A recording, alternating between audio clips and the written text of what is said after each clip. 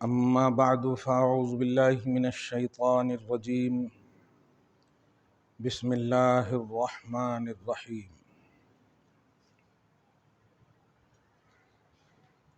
إنما وليكم الله ورسوله والذين آمنوا صدق اللہ العظیم۔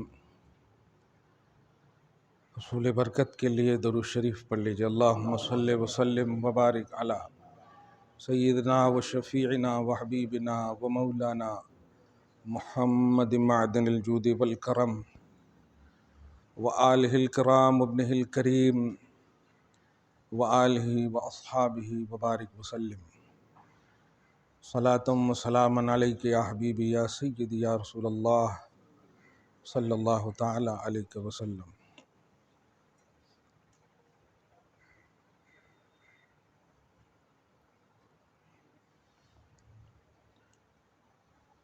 خدا وحدہ لا شریک اپنے حبیب اعظم صلی اللہ علیہ وآلہ وسلم کے صدق و طفیل میں جملہ محبوبان الہ کے کرم سے بالخصوص قطب الاقطاب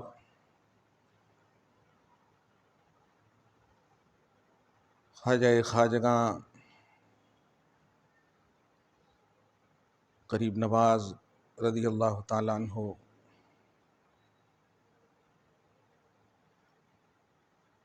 کے کرم کے سائے تلے ہم سب ایمان کی دنیا میں، توحید و رسالت کی دنیا میں الحمدللہ آباد ہیں۔ جس خطے پر خدا کا خاص کرم ہو، اس کے حبیب کی خاص نظر ہو، اور نظر ہی نہیں عطاؤں کا، رضا کا، خطے سے محبت کا، حبیب کائنات صاحب الاولاق محمد عربی صلی اللہ علیہ وآلہ وسلم کی طرف سے صراحت ہو، اس خطے کی آبادی اور اس میں بسنے والے بالخصوص موحدین اور مومنین بڑی قسمت والے ہیں۔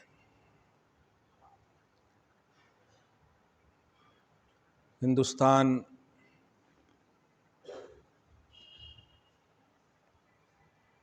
اپنے اعتبار سے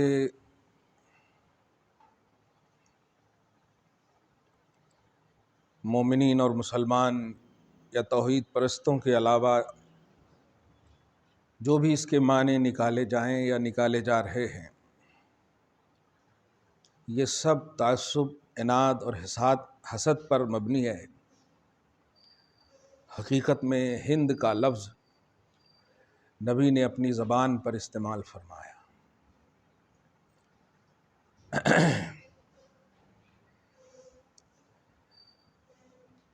سوچیں اور اندازہ لگائیں، حضور پاک صلی اللہ علیہ وآلہ وسلم کی آمد سے پہلے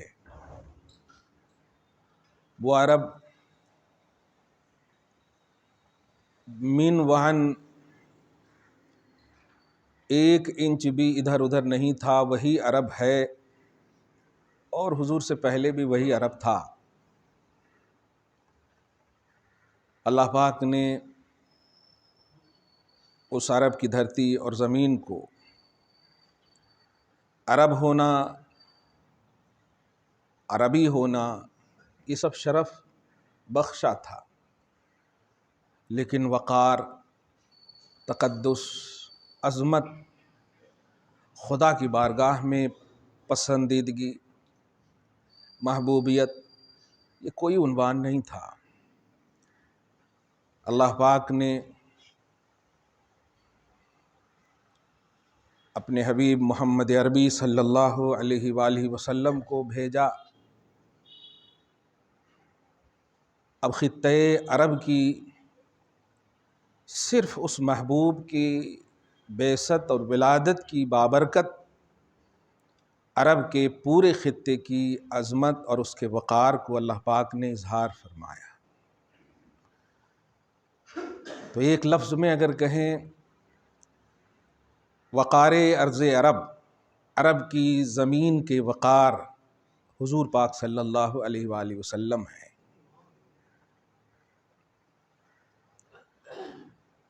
یہ ایسی تاریخی حقیقت ہے کہ آپ بتائیں، جب حضور تشریف نہیں لائے، عرب یقیناً تھا، عرب میں سارے معاملات تھے، لیکن کیا حضور کی بعثت سے پہلے، یہ بڑی پوائنٹڈ بات ہے اور اس کو ہمیشہ نوٹ کریں،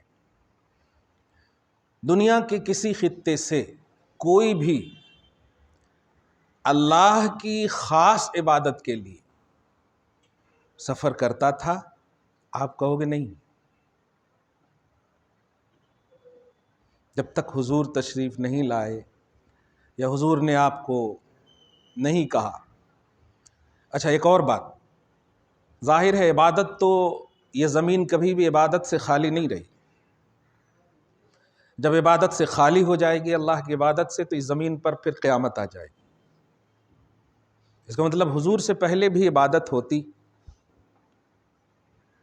اور زمین جب ہے پوری دنیا عبادت ہوتی۔ لیکن کیا عرب کے علاوہ جو عبادت کرنے والے موجود تھے ان کو حکم تھا کہ عرب آؤ؟ نہیں حکم تھا۔ حضور پاک صلی اللہ علیہ وسلم تشریف لائے، منشاء الہ سمجھیے، عبادت کی عظمت کو سمجھیے، وہ عبادت کا ایک وقار سمجھیے۔ اللہ پاک صرف عبادت کے لیے اگر آپ کو پیدا کرتا تو کل بھی جب عنوان عرب نہیں تھا تو آج بھی عنوان عرب نہیں ہونا چاہیے۔ حضور تشریف لائے تو اللہ پاک نے کہا، حبیب اذن فی الناس بالحج یأتوک رجال وعلی کل ضامر یأتین من کل فج عمیق، اعلان کیجئے کہ اب عرب میں آئے لوگ میری خاص عبادت یعنی حج کے واسطے۔ ابھی بھی اس کو آپ نے کیچ نہیں کیا۔ آپ کو آپ کے گھر میں کیوں نہیں کہہ دیا گیا اپنے گھر کا طواف کر لو، قربانی کر لو، سر منڈا لو، بندے تو آپ ہر جگہ ہیں، لیکن آپ کو آپ کے گھر میں، آپ کی مسجد میں ہے، اب آپ کی مسجد مراد آپ کی بنائی ہوئی، مسجد تو اللہ ہی کی ہے، ساری مسجدیں، لیکن اللہ پاک نے حضور کے بعد کیوں بلایا؟ حضور سے پہلے کیوں نہیں بلایا؟ یہ ہے مقصد توحید اور مقصد عبادت، کہ اللہ پاک چاہتا ہے کہ عرب کو اعزاز ملے مگر حضور کی وجہ سے ملے، عرب کو عزت ملے میرے حبیب کی وجہ سے ملے۔ حبیب جب تک نہیں آئے محض عرب ہے، وہ عام اور کامن زمین ہے، لیکن اب آؤ اس عرب میں 1 کرو گے 1 لاکھ کا ثواب دوں گا۔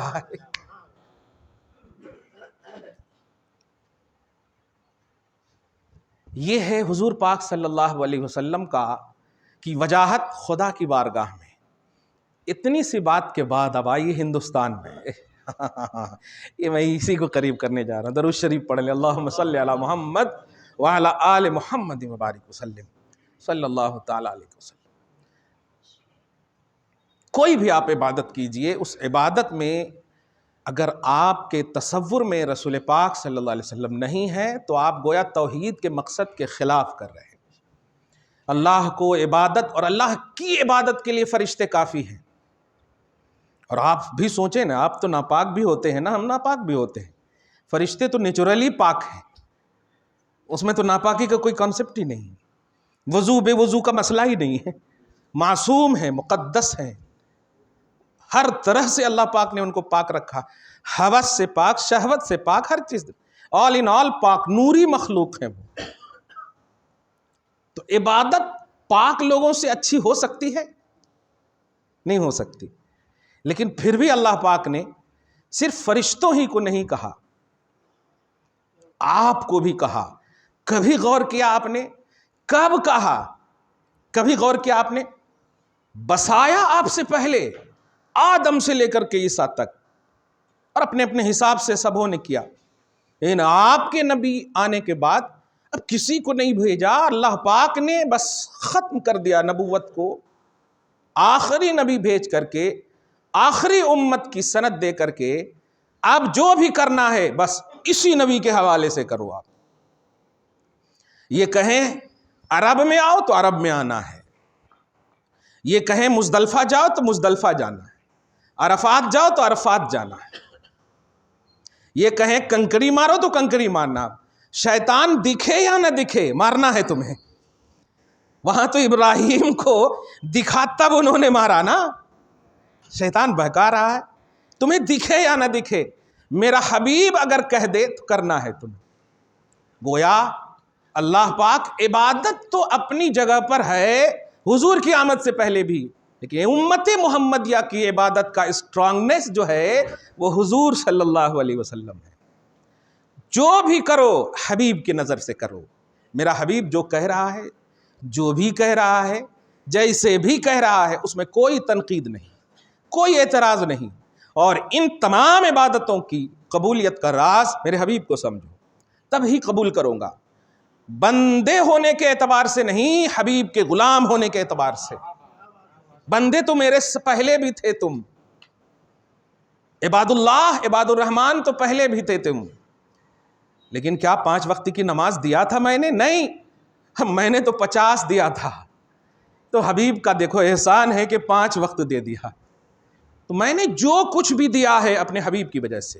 یہ لفظ دیا پر غور کیجئے تو عطائے رسول سمجھ میں آ جائیں گے آپ کو، یہی مجھے سمجھانا ہے۔ جو کچھ بھی دیا ہے میں نے، حضور اگر 9 بار نہیں آتے نا میرے پاس تو 45 معاف نہیں 50 ہی رہتا، 5 کر کے ذرا اس احسان کو سمجھو۔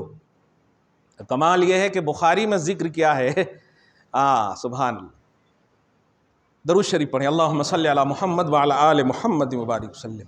ایک بات پہلے ڈکلیئر کر دو کہ کچھ لوگ جو ہے نا عوامی سطح پر درگاہوں کو دیکھتے ہیں، بالخصوص غریب نواز سرکار رضی اللہ تعالیٰ عنہ کو دیکھتے ہیں۔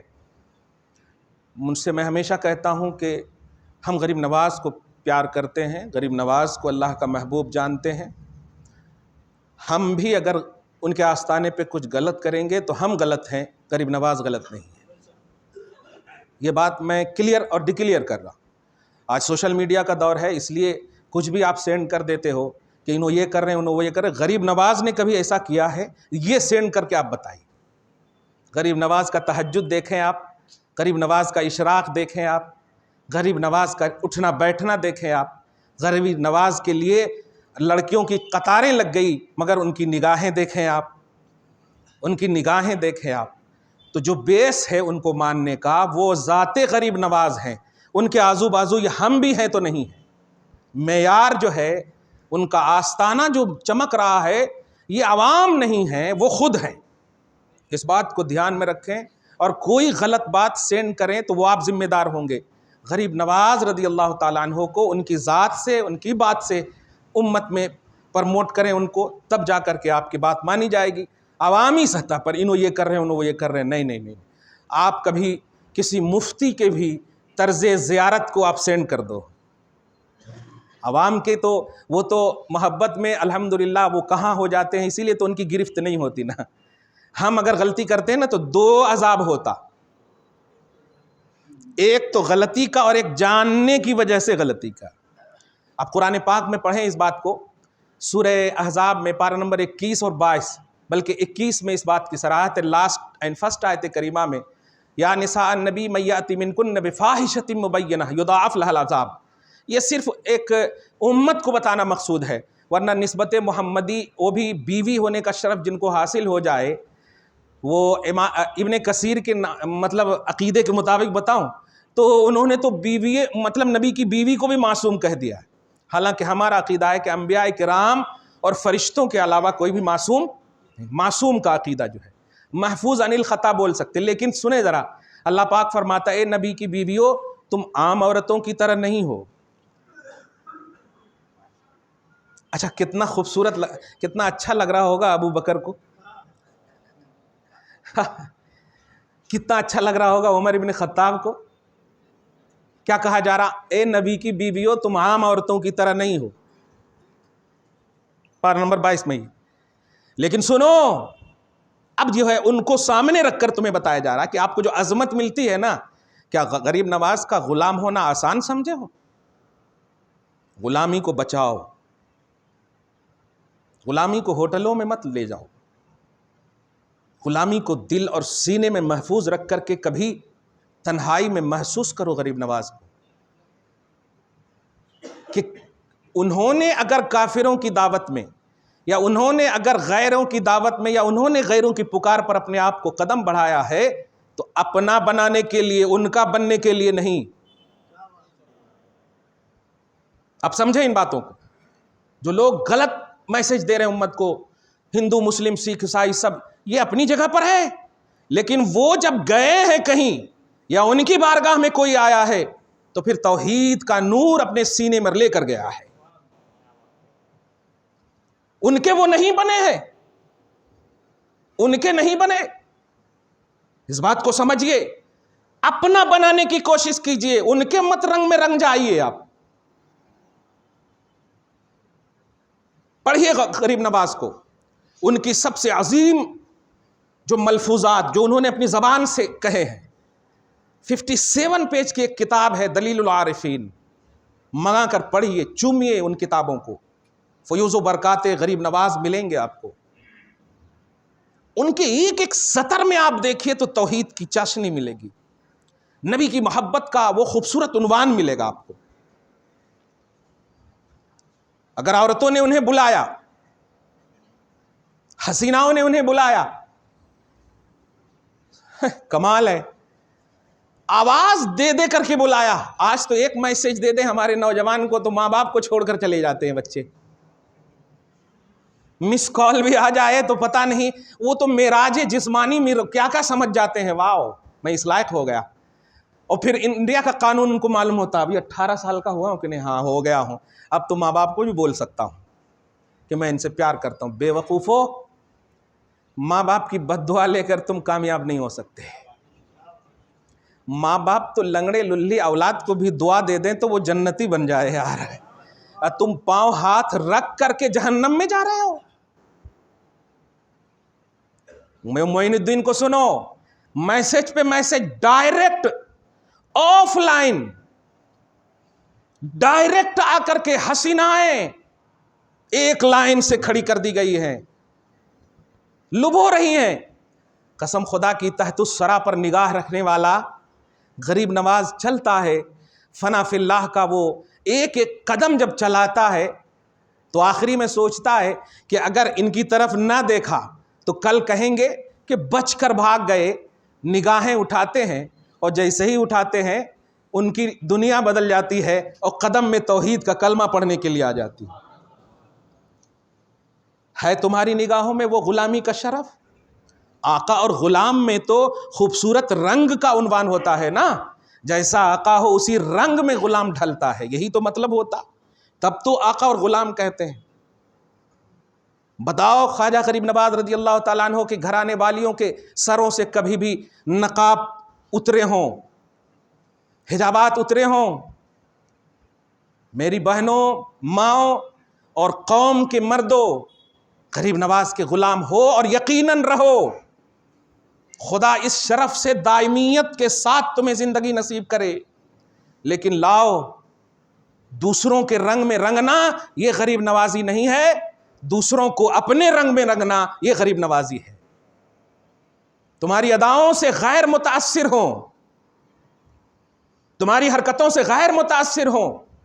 ارے تم ایک کو بھی مسلمان بنانے کی کیا بات ہے، نمازی پڑھانے، نمازی بنانے کا تمہارے اندر وہ نہیں. اور یہاں مطلب 80 لاکھ 90 لاکھ کو کلمہ پڑھایا انہوں نے. باپ رے باپ، آپ کوانٹیٹی سمجھ رہے ہو؟ 90 لاکھ، باپ رے باپ، 100,000 کا 1 لاکھ، 90 لاکھ کو مسلمان بنایا. اور جب انہوں نے مسلمان بنایا ہوگا تو مجھے یقین ہے کہ سب اللہ کے ولی ہی بنے ہوں گے، کیونکہ نگاہ ولی میں وہ تاثیر دیکھی.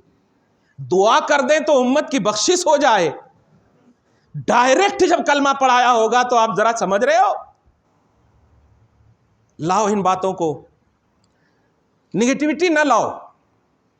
दो तरह के लोग हमारे पास बसते हैं। 600-500 हिजरी के बाद कह रहा हूं, 600-500 हिजरी ख्वाजा गरीब नवाज के आने के वक्त तक 100 सदी जो गुजरी, एकदम कसम से सब चिश्तियत के अलमबरदार थे, क्योंकि वो जो मोहब्बत लेकर आए थे ना, वो अताए रसूल बनकर आए थे, रहमतुल्लिल आलमीन की अता बनकर आए थे। कसम खुदा की, जो उन्होंने तौहीद को प्रमोट किया है अपने मुल्क में, मोहब्बत से कह रहा हूं अपने मुल्क में, हम तो उस सरजमीन के वो सपूत हैं ना यार, कि पैदा भी होते हैं और ज़मीन के अंदर भी रहते हैं।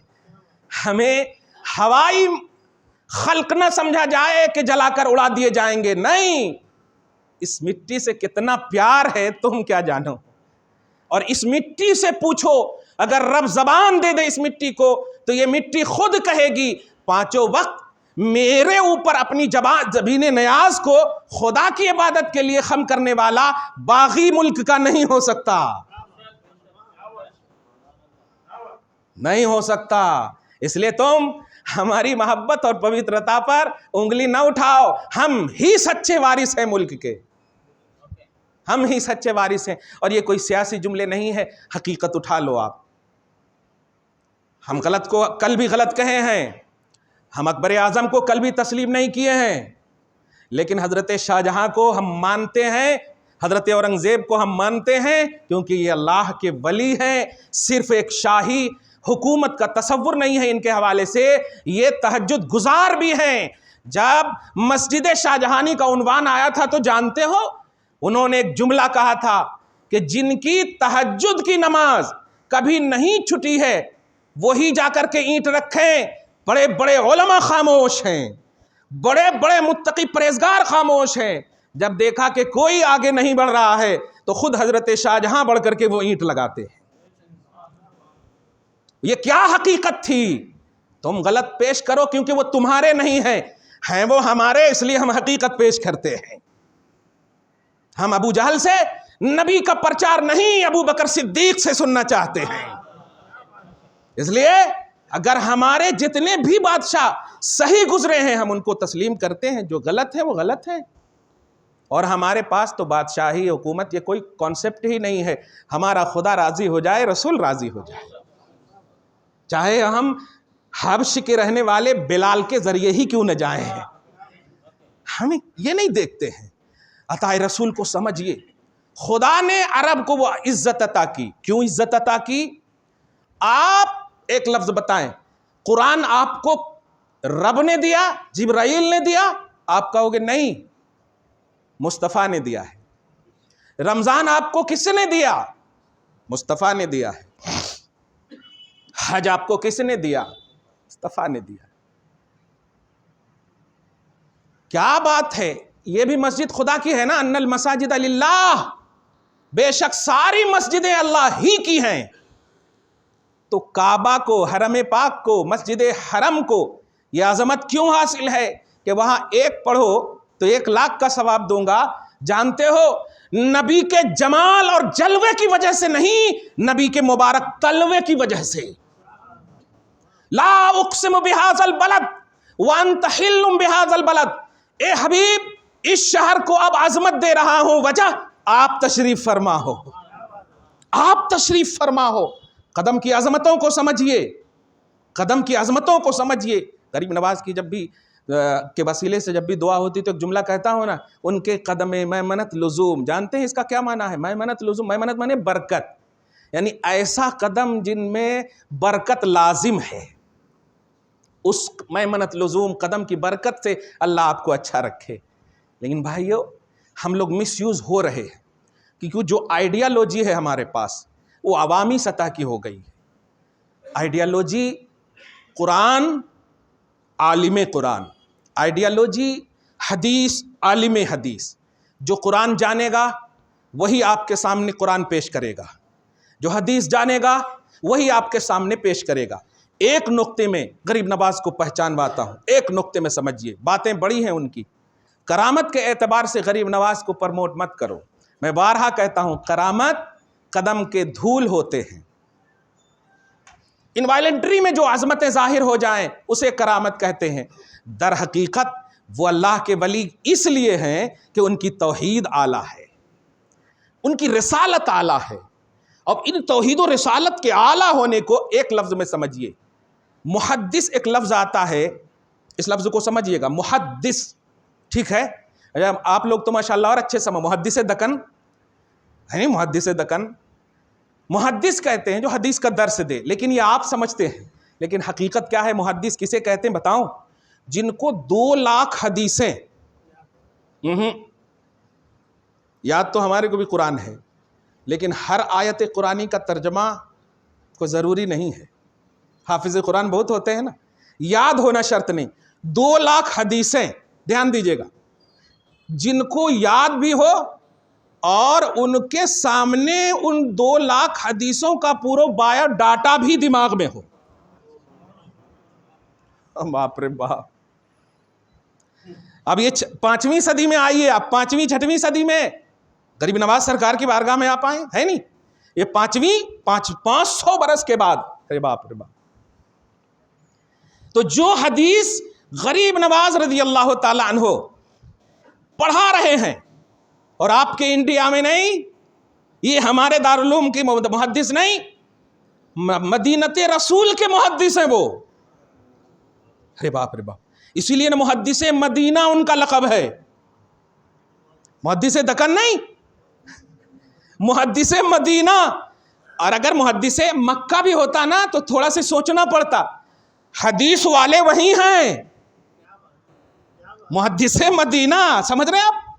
حدیث والے وہی ہیں جن کو 2 لاکھ حدیثیں، تمام ایکسپلینر جتنے بھی ہیں، نبی سے ابو بکر نے لیا، ابو بکر سے عمر نے لیا، آئیے اب صحابہ کے آخری بات حضرت ابو سعید خدری نے لیا، ان کے بعد اب آتے جائیے پورا بایو ڈاٹا کہ کب پیدا ہوئے، کہاں پیدا ہوئے، کس طرح سے حالات کیا ہے، دن ہے یا رات ہے، ان کی عمریں کتنی تھی جب روایت لیا۔ ذرا سمجھیے غریب نواز کو، سمجھیے غریب نواز کو، مس یوز مت ہوئیے غریب نواز کے حوالے سے، ان کی توحید کتنی اعلیٰ ہے۔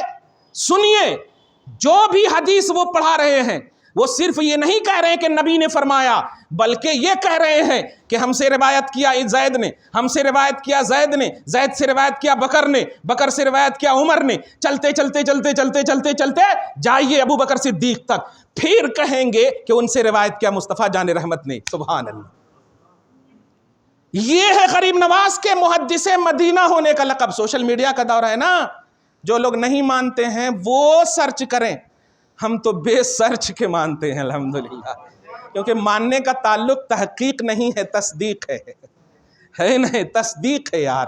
ارے ہم نے آج تک اتنی عمریں گزار دی، ماں باپ کا ڈی این اے کبھی نہیں تلاشے، کیونکہ ماننا وہ تحقیق نہیں، ماننا تصدیق کا کام ہے۔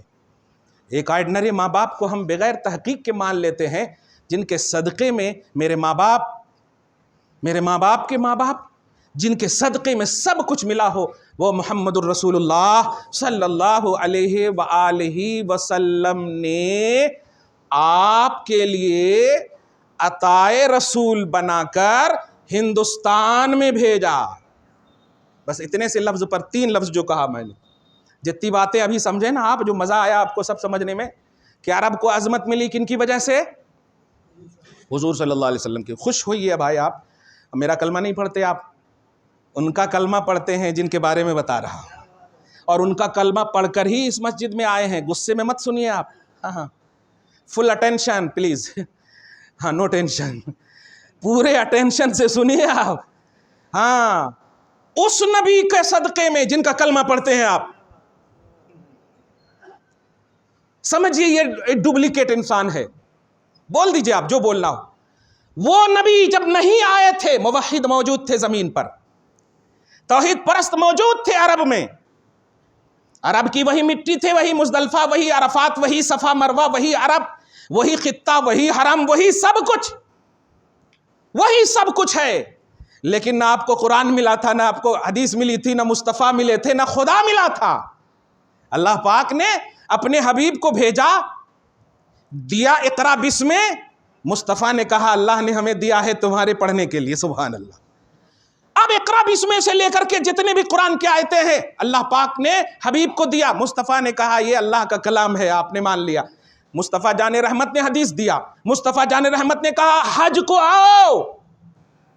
اور سنو, جب مینا میں جانا نا تو وہاں عرفات اور مزدلفہ سے آتے ہوئے راستے ہی سے کنکڑ وغیرہ کا انتظام کر لینا. مارنا ہے, تحقیق کرتے ہو.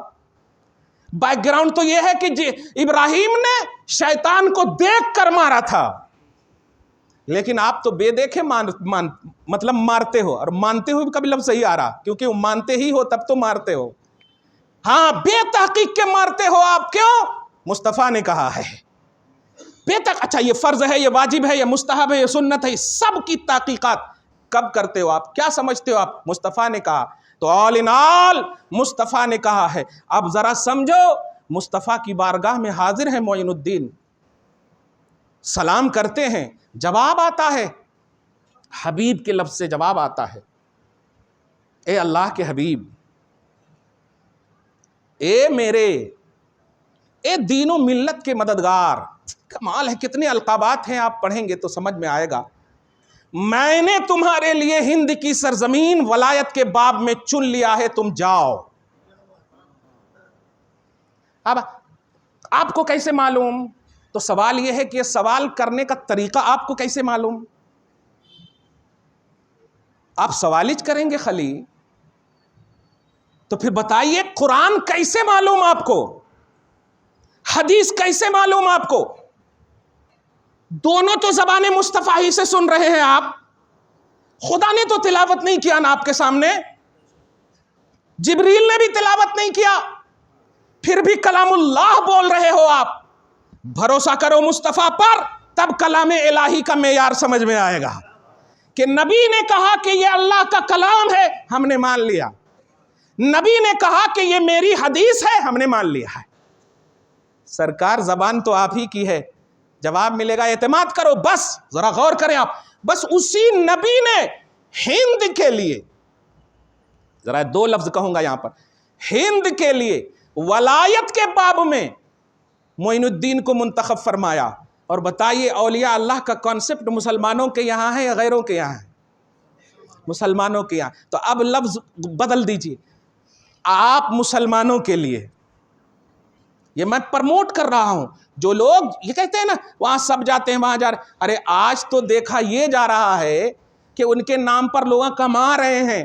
حقیقت یہ ہے کہ وہ تو غریب نواز تھے کہ وہاں امیر بھی جاتے تو غریب بن کر جاتے اور ان کو بھی وہ نواز دیتے تھے,